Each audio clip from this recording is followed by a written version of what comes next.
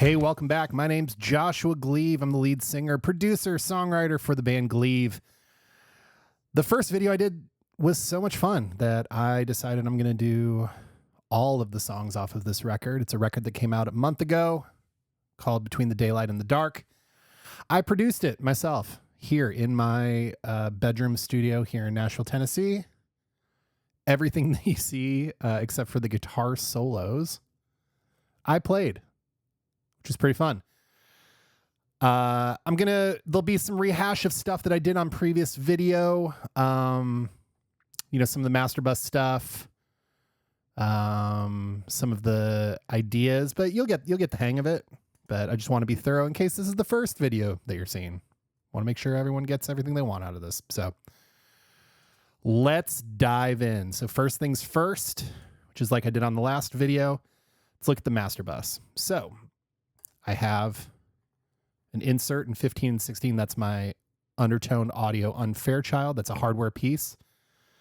And it stays on 24/7. It stays on when I'm working on the demos. It stays on when I'm mixing. It stays on when I sit in the room for warmth. That thing just stays on 24/7. Next in the chain, Fab Filter Q3. I have Q4, but I made this preset in 3, and so I just keep using it. This is a mid. It's not even a mid. It's just a side EQ. I'm not even doing the mid part of it, where I am cutting 44 hertz and I'm boosting 6.2K just on the sides. It creates more pressure to the center. And then also as I pan stuff further out, it gets brighter. So for example, like rhythm guitars, I pan hard right and left. And it makes them brighter without having to actually crank the EQ on it, which is kind of fun. Next in the chain, Gullfoss. I've talked about this at great length. This is sort of a intelligent dynamic EQ. So the more stuff you feed to it, the more... Do I have that unmuted? Hold on. Nope, there it is. The more stuff you feed it, you can watch it go. So it's like intelligently picking up that there is a buildup over here and dipping kind of over here. Same thing with the top end.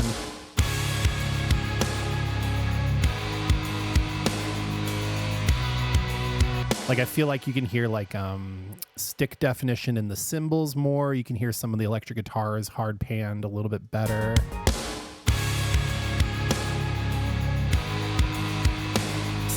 Cymbals kind of poke out a little bit more. I don't know. I like it. It worked for me. Translated the way that I wanted it to. And finally in the chain, from Waves, L4 Ultra Maximizer. This thing rules. These are my settings. This upward brings everything to the front. Everything. Smashes this thing.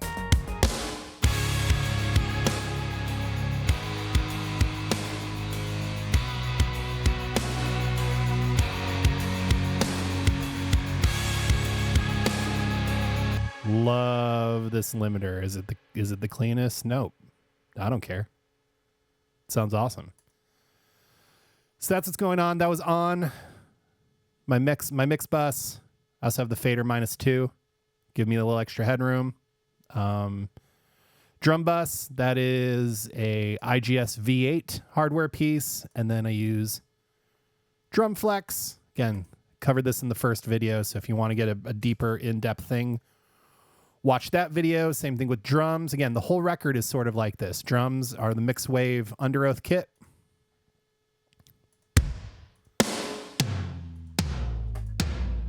Thing sounds awesome. Bass is Get Good Drums Nolly bass, which is super heavy. We'll go through all that here in a second. But if you want the deeper dive into it, go back to the first video for Burn It to the Ground. I'm going to skip through that a little bit here, and I'm just going to dive into this song. So, first things first, very beginning of the song. There is this sample, 178188. Can you put some mortifier on that? which I'm pretty sure, I don't think it was lifted from a video game, but sounds like it was lifted from a video game, like a Call of Duty sort of situation. I don't know why I put it at the front of the song. I just kind of liked it. And I was hunting for samples and that one popped up and I was like, you know what? It's fun. I think it's fun. So that's cool. It's the only time it shows up, just right there in the beginning. That's it. Now let's look at these drums. This is some of my favorite drumming I've ever programmed.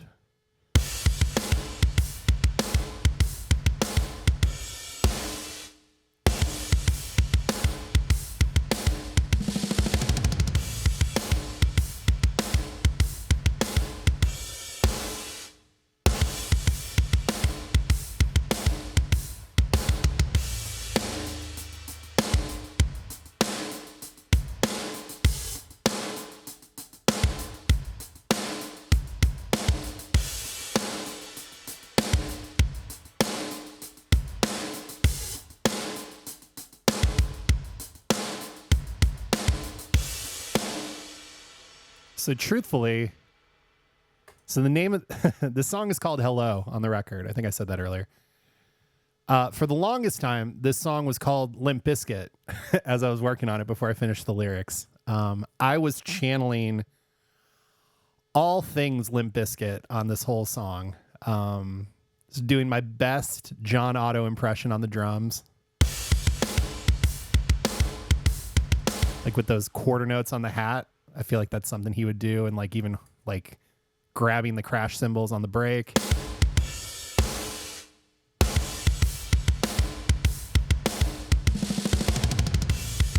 Like it's giving me my favorite. So to back it up, there's a Limp Bizkit song called Just Like This that I think has the greatest drum tone of all time on the Significant Other record. And so I was really chasing that from a vibe standpoint, and I feel like I did a pretty good job with it. Certainly not as good as John Otto, but again, was trying to channel that. So that's what's going on with drums. To nail that Limp Bizkit thing even more, I was like, man, I need a song that has turntables on it. And so I went to Splice and I found this little sample.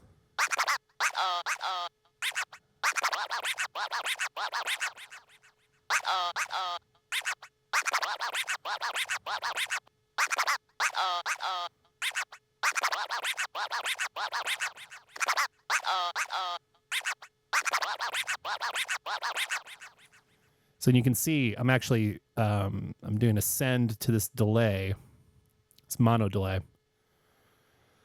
to do a little like delay send on the turntable at the end of the phrase, which is kind of fun. That's something that definitely a bunch of bands did back then. So I was like, oh, I want to do that. I know that trick. The other thing that's in here, you can see is 808 Feldy. I lifted this from a John Feldman production, I think, or it was something like in the vein of, I can't remember. But this little 808 drop just reminds me of like bands like the Used or Story of the Year. So you put that with the drums.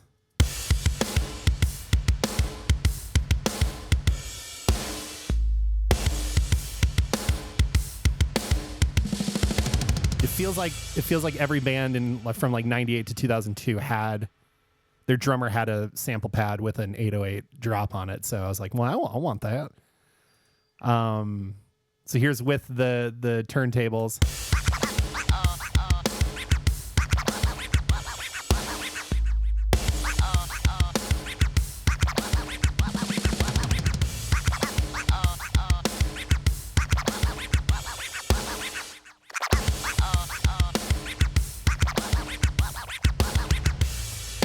Like, I don't know how you can listen to that and not just smile. That's so much fun. Okay, moving on. So bass. So again, I'm using the Nolly bass. Here's what it sounds like by itself.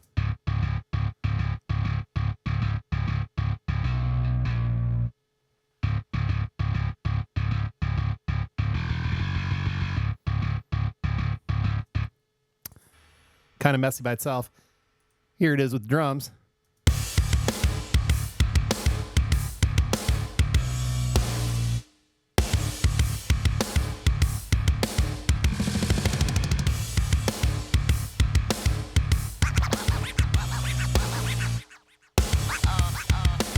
So you see how those delay trails hit right where the break is? It's pretty fun. And then that's also where the sub drop is.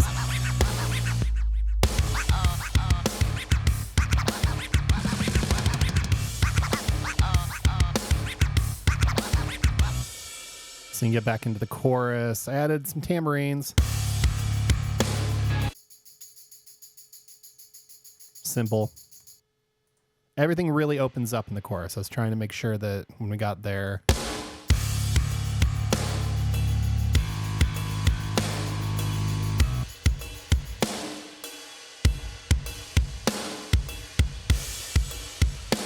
like even accenting that bell on the ride to try to really just open what is a pretty chaotic song, you know? It's a lot of stuff going on, so I thought when the chorus hit, if I could, you know, guitars open up, drums open up, and that's what makes then that riff hit a little bit better. So that's kind of that. There's the, let's see, skip ahead. There's the breakdown.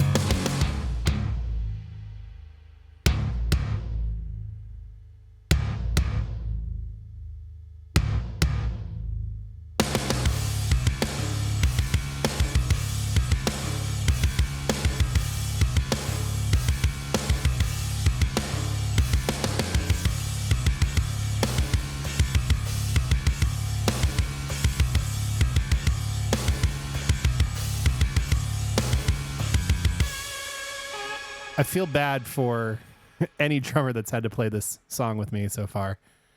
That is not an easy drum part, because when you figure, so these parts are pushed, right?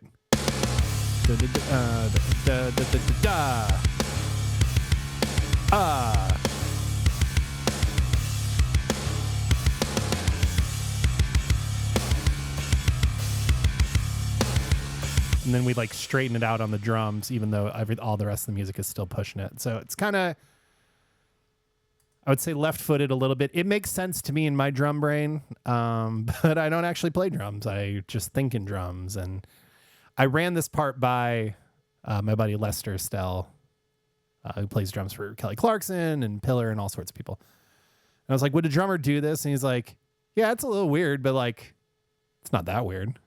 It works. I was like, all right, cool. I'll keep it then. And then same thing on the outro.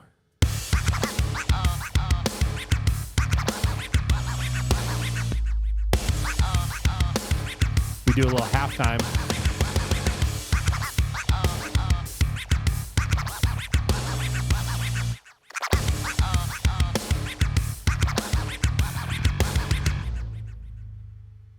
Gosh, I love. I know I should love my own records, but gosh dang, do I love this. Okay, so that's rhythm section stuff. Okay, and I should note the turntables, right? So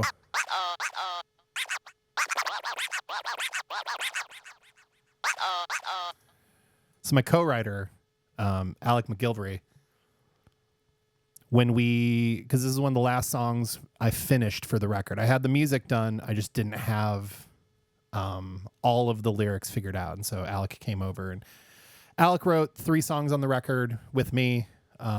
Really was like a trusted confidant on approaching this record and making something pretty different than what's happening right now in music.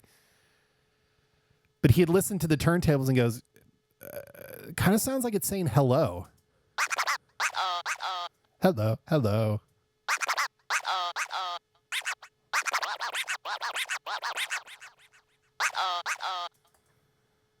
Which that then became the title of the song, and then we wrote the rest of the lyrics for it. So shout out to Alec for picking up what was hidden in plain sight the whole time.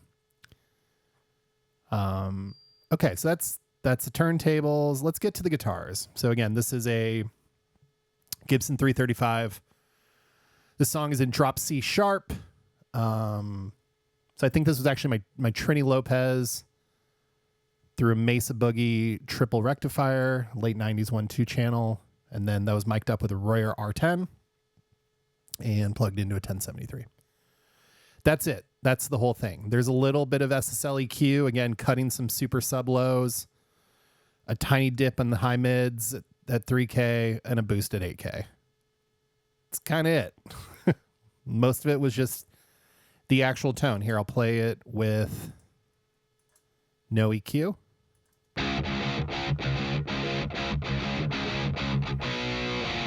So that's right off of the mic on the amp. And then here's with the EQ. So it's definitely, you can hear that low end sort of tightening up.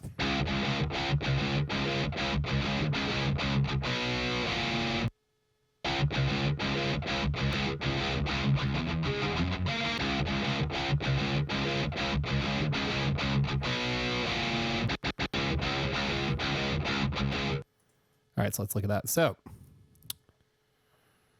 that's a hard cut again. You're going to see that theme a lot through this record. So that's that break.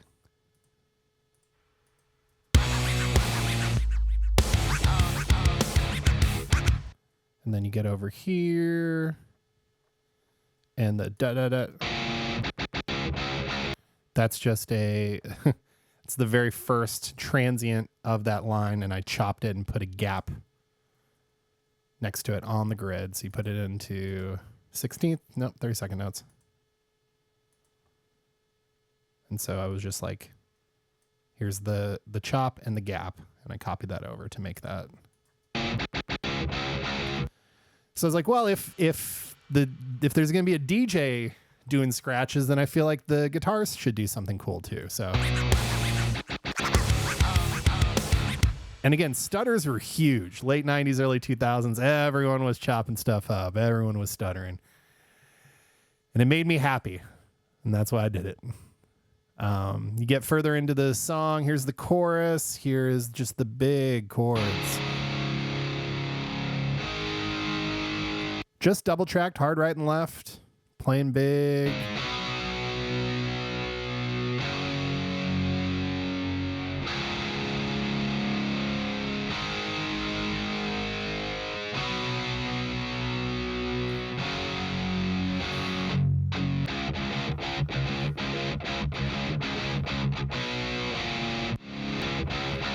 Okay, so let's look at that one. So that is a fade in. And I first heard this trick on this band called City Sleeps. What was the name of that song? Don't remember the name of the song. Anyway, same sort of thing. They did this like what felt like a reverse swell, but really was just a crossfade. So I was like, well, I want that. Again, just trying to like in these gaps, figure out how like to make something cool happen. So the first one was the da-da-da.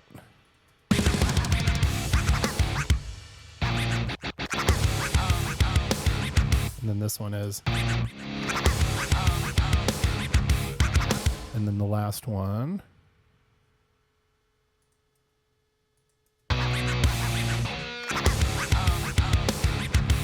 So there's a different one every single time, and that was on purpose. All of these things are on purpose. I am thinking about these things long term and then not just like copy and pasting everywhere. So here's the breakdown. Here's the guitars again by himself. You can hear all my bad edits. You can hear the room noise coming through the pickups.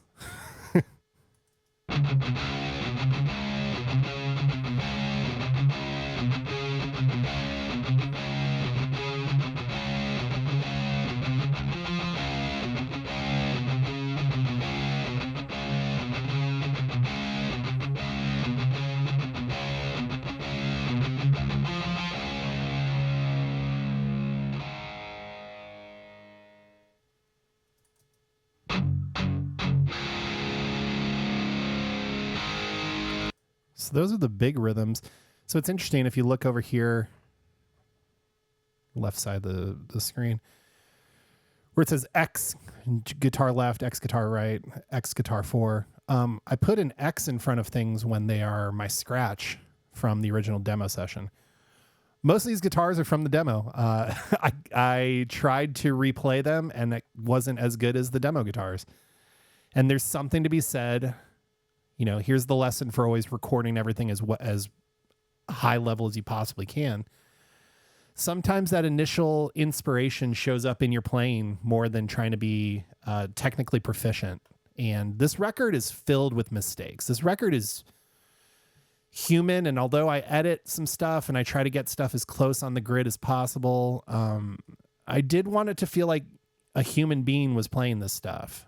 Sometimes I feel like records can get too processed and edited to where the life gets sucked out of them. And with this song in particular, all of these guitars were scratch guitars, and I was like, well, should I replay it, or is it cool already? Like, what about this don't I already like?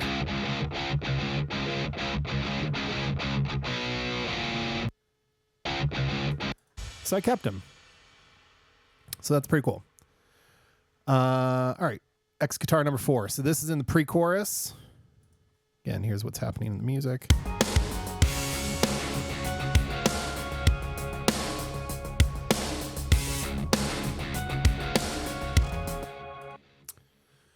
Here's what it sounds like soloed.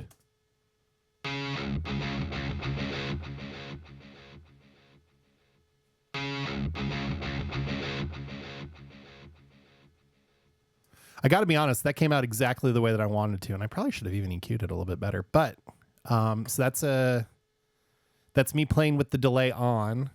Here's the delay and bypass. So here's what it would sound like without it.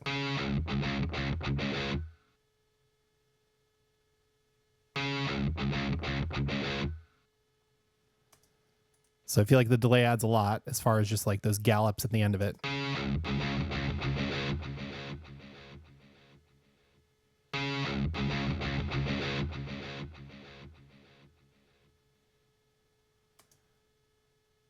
It really works super well, and we'll get to the keys in a second, but it really plays well with the programming also.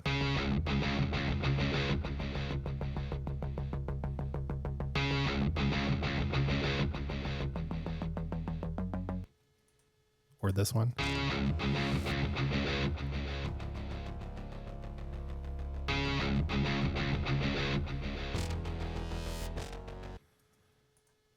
Very happy with how that part came out.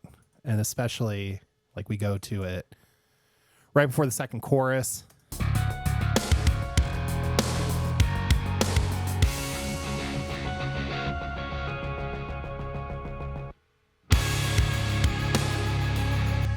Pretty cool.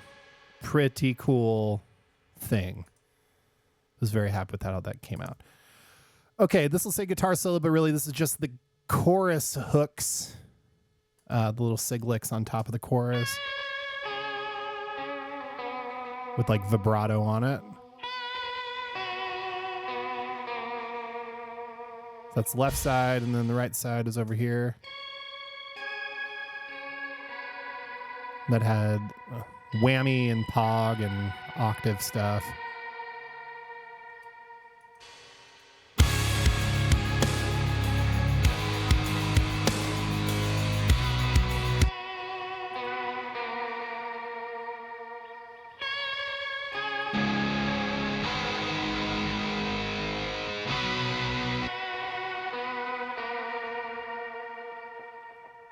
Yeah, pretty cool part. It's Nathan Keeterly. Monster. There's no real guitar solo because the breakdown and the whole thing is more of a rhythmic situation. It's this. Which is very Limp Bizkit. Wes Borland is not known to be a shredder, although he can rip. But his rhythmic work is kind of what has been his bag. So it's just, again, channeling all things Limp Bizkit. We'll get to that in the vocals too, because I don't think I kept the take, but there's definitely a take that I was going full Fred. All right, let's look at keyboards. So this is these are all committed.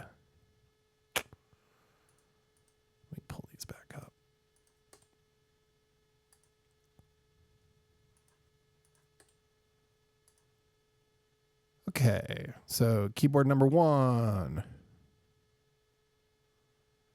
It's from a program called Substance by Output, which is like more of their sub-bass instrument.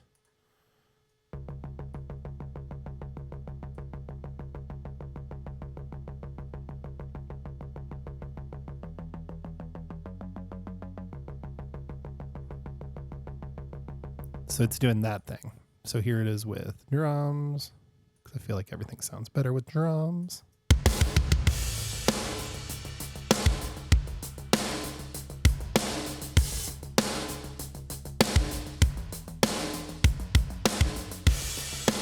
It's kind of giving Mission Impossible a little bit.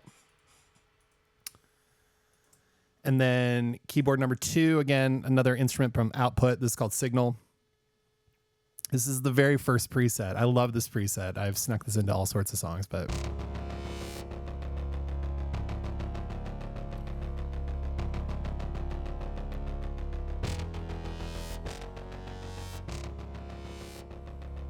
like that's so cool. And then you add the ARP.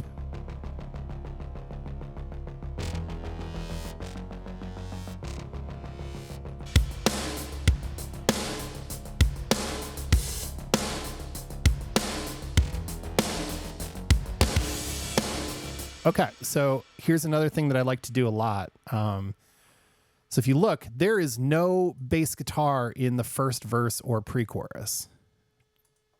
But Josh, why? Again, as a rule, as my brain works, in order to make things feel bigger, you have to take things away before they come in. So when this verse hits, the first verse, we come off of this big smashing turntable-y riff guitar.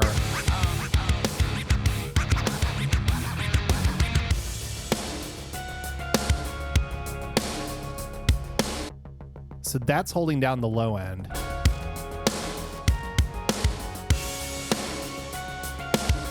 All right, let's look at verse 2. Now I have the bass come back in. Because again, you want the song to evolve. I think it was Ryan Tedder was like every 4 bars you want something new to happen, something to come in, something to work its way in, because the human ear just wants newness. That's how we keep people engaged, right? So we're coming out of that reintro after the first chorus.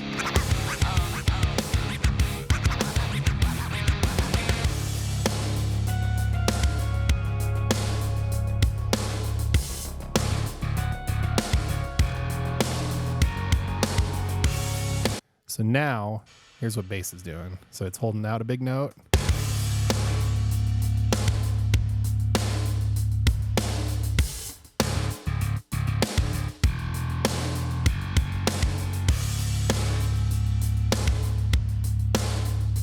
And rest.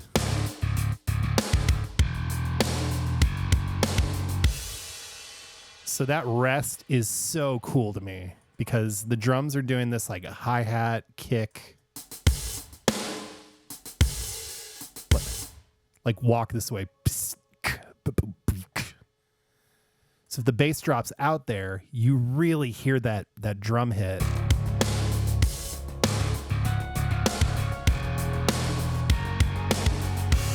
So I was like, well, I need something rhythmic to come back in after that break. So I was like, da-dun, da-dun, da-dun, da-dun. Meanwhile, all the programming from the keys are doing all the straight stuff.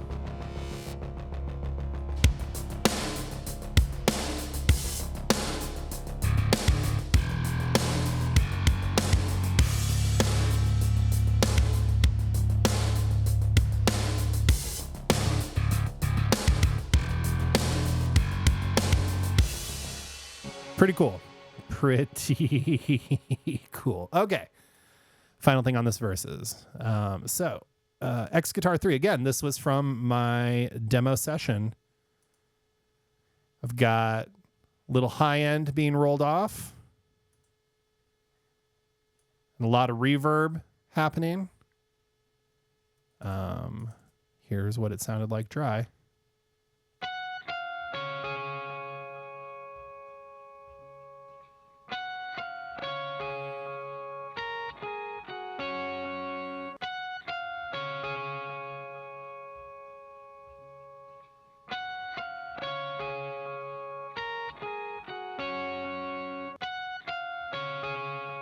Okay, so here's without the top end.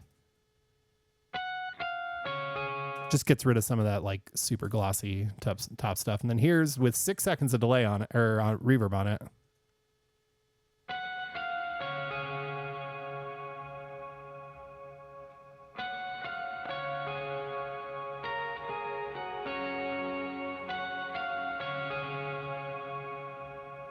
So that's me just playing harmonics in the key of D, down a half step.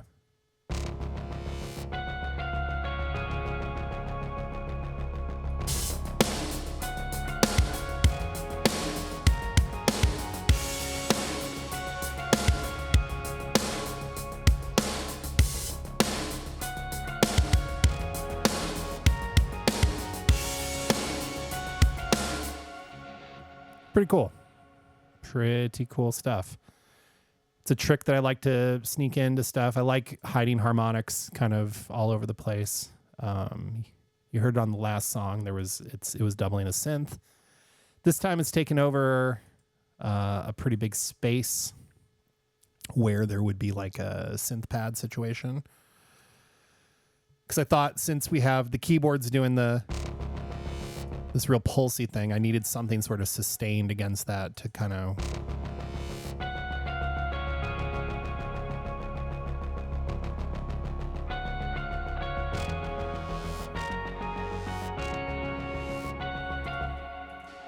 pretty cool. Okay, so that's guitars. Again, there's not a lot of tracks in this song. And I think that's, again, one of the big lessons from my productions and the things that I strive for and try to do. I'm trying to let stuff breathe and have space and operate the way that it needs to. And can't do that in a super dense mix. And that's where people are chasing their tail a bunch. So I'm always trying to do less. And I think that I achieve it pretty well.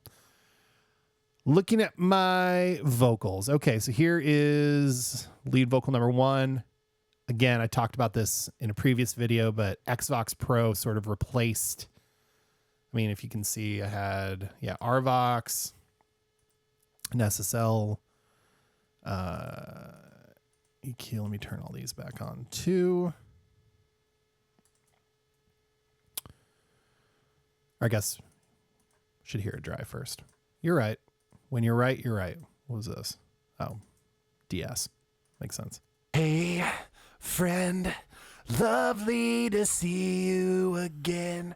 So you can definitely hear that I'm overdriving that compressor. So again, this is a 1020. This is my Upton 251 into a 1023 into a Uri 1A, a very rare broadcast compressor. And you can hear me loading down the signal on this one. Hey, friend. Lovely to see you again. Like, that's dirty as hell.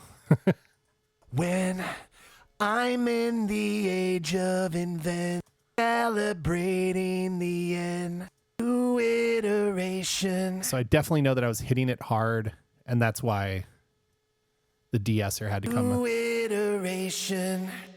Because once I started EQing it with the Xvox Pro, like, it just, needed some. Hey, friend, lovely to see you again. When. God, listen to that breath. I should edit that out. How did that make it in? Hey, friend.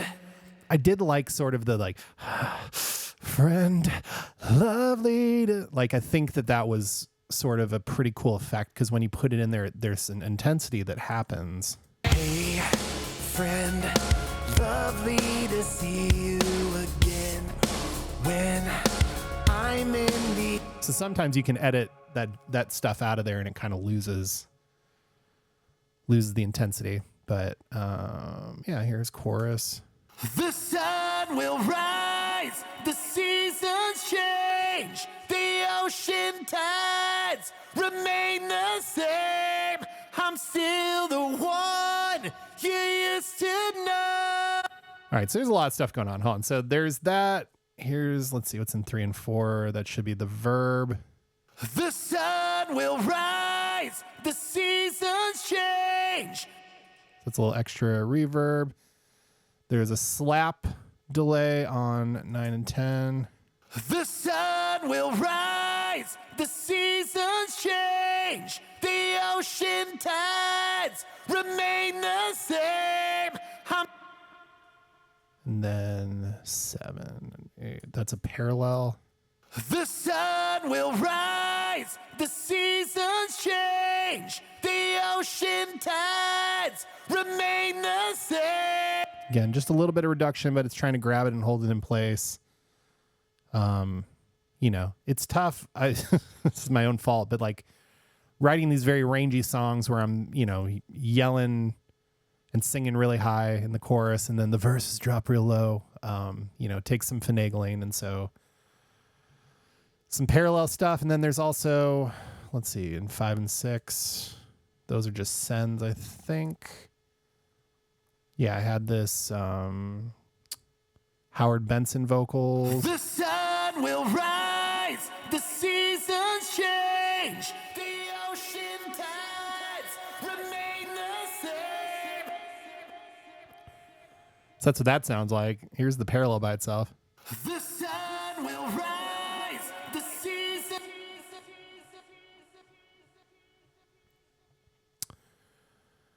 Lot. There's a lot of stuff going on. The sun will rise. But I feel like with those soaring choruses, you know, especially this song, I felt like I needed to have all sorts of delay and stuff to make it work. So that's what I did. Okay, let's look at the background vocal on the chorus. The sun will rise, the seasons change, the ocean tides remain the same. So that's the lead vocal melodined up because it's pretty high.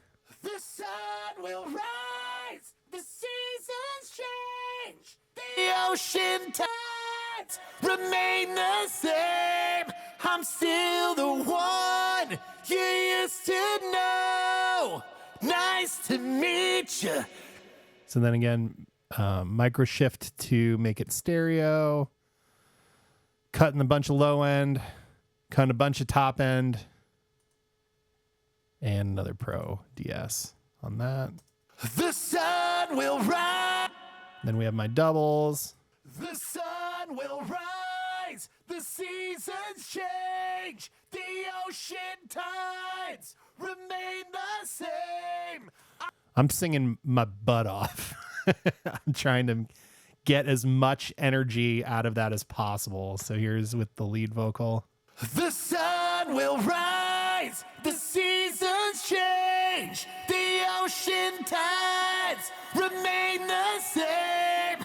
I'm still the one you used to know. Nice to meet you.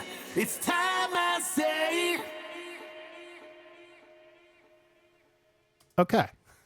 So that's the choruses.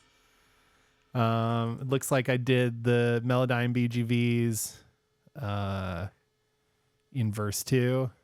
I'm on the edge of the outside, walking alone on a high wire. Everyone's looking at me, causing a scene. Okay, so that existed. All right, so now here is my ode to old Freddie Durst. So this is a hard sell when we were writing this song. You know, I looked at Alec and I was like, do I need to rap in this or like rhythmically like do something? And he goes, I don't know. Can you pull it off? And I was like, I don't know. And so I wrote these handful of lines. Here's what it sounds like. I'm back, more Let me get rid of all the plugins on it first. So I'm back, more confidence, sense it seems this is the better best of me. Little louder with the remedy. That past is just a memory. the first thing, I couldn't stop myself from on this line. Little louder. I kept doing the Fred Durst voice. I kept going, a little louder, louder. Yeah, little louder with the remedy. I was like, I shouldn't do that. Oh man. So it's yeah. So anyway, it comes in. I'm back more confident. But that sounded boring. So then it was like, okay, little CLA effects. Let's see how that sounds. Here it is soloed. I'm back more confident. Sense to see. Yeah, so there's like a top end added to it. There's a delay. There's a short delay, a little reverb, it's a little distortion. I'm back more confident. And so now it doesn't sound like me, which is great. And then, yeah, a little SSL EQ. I'm back more confident. Just for clarity. And then what was this? I'm back more confident. Had to rein it in because it was getting a little. I'm back more confident. What was this? DS? Yeah. I'm back more confident. Sense it seems. Yeah, since it seems all those S's were sticking out pretty hard. And so you put it back on there. I'm back more confident. Sense it seems. This is the better best of me. So it's like it's this weird thing where it's like it's channeling Fred Durst, but it's also Mike Shinoda from Linkin Park. It's like all of that. There's a lot of Linkin Park all over this song too. Yeah, I'm just diving into the bag of all of my influences, and old Freddie D is definitely one of them. Shinoda is definitely one of them, and this part was just like an ode to both of them on that. So. I'm back more confident. Sense it. And the other hard sell, Alec was like, man, it'd be so cool at the end of the chorus to be like, hello, hello, hello, hello. And I was like, I don't know, dude. I don't know if I can play that and sing it. Here's what it sounds like by itself. Hello, hello, hello, hello. Here it is without all the stuff. Hello, hello, hello, hello. Hello, hello, hello, hello. Clean was not going to do it. So I thought, let's add some Sans Amp. Hello, hello, hello, hello. And then a little delay on it as well. And that made it a character that it wasn't me. So I felt like I could get away with it a little bit better.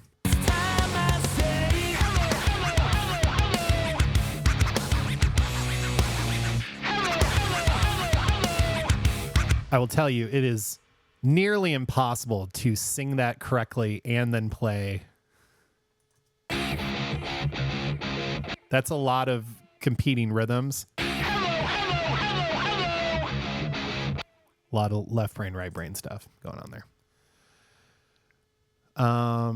Also in the rap later on, I skipped this. So we come back to it. I'm back, more confident. A sense it seems that past is just a memory. So that is this plugin called Verify, which if you go to Audio Suite, Pitch Shift, Verify, you can render a chunk and have it slow down like you're hitting stop on a tape machine or that whole thing. So seems that past is just a memory. So like I highlighted, like you can do it in reverse too. They have let's see, Pitch Shift, Verify. They have one where speed up. So this would be like, I'm gonna render it. This would be like turning on the tape machine. More confident. More confident. Now that sounds terrible, so I would never do that. But doing it at the end of a phrase, if you time it, It's just a memory. you can time it pretty well, and it works. It's a nice little effect. I will sometimes, little Josh Gleave insider tip, sometimes I will put it on the tails of things that you don't even really hear them dropping out, just to make an even cleaner sort of waterfall into the downbeat. Didn't do it on this song, just in general. I use Verify quite a bit. In this case, it was on vocals. On my rapping! Just a memory. All right, and then we'll get over to the whisper. It's time I say. Why do I have that muted? It's time I say. Hello, hello, hello, hello. Hello, hello, hello, hello. Hello, hello, hello, hello. Hello, hello, hello. So those are panning. You can see the panning automation on that because it was just a mono whisper that I'm sending to left and right. Here it is in context.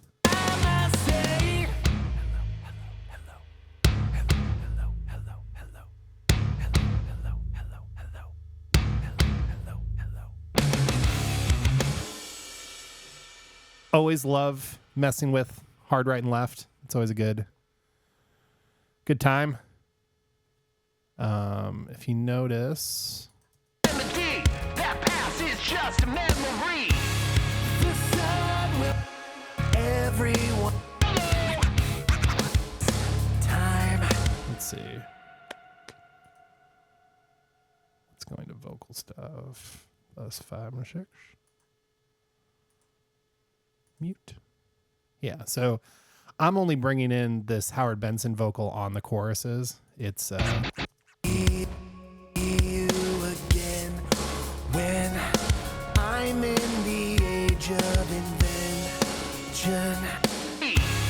The sun will rise. The season. so I get all that extra delay just in the choruses, which is a nice little effect, just to get it a little more exciting. And that's it. That's everything going on in the song. You can see I'm muting the delay, all the vocal stuff in that whisper section on the breakdown. It's time I say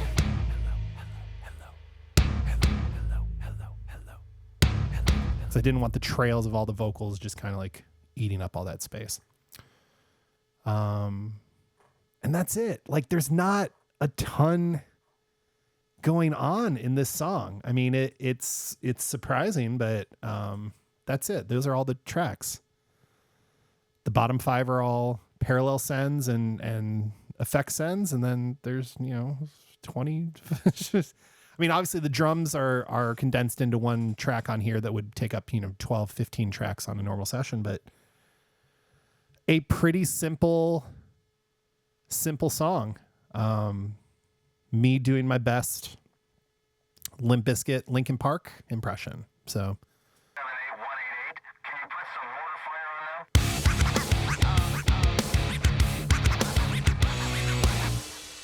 thank you for watching. Thank you for listening. Please subscribe, follow on YouTube.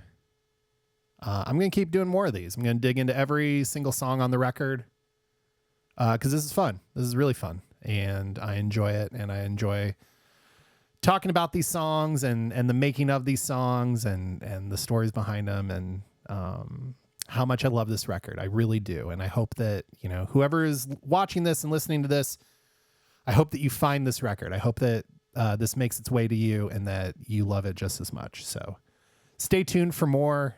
I'm Josh, and thanks for watching.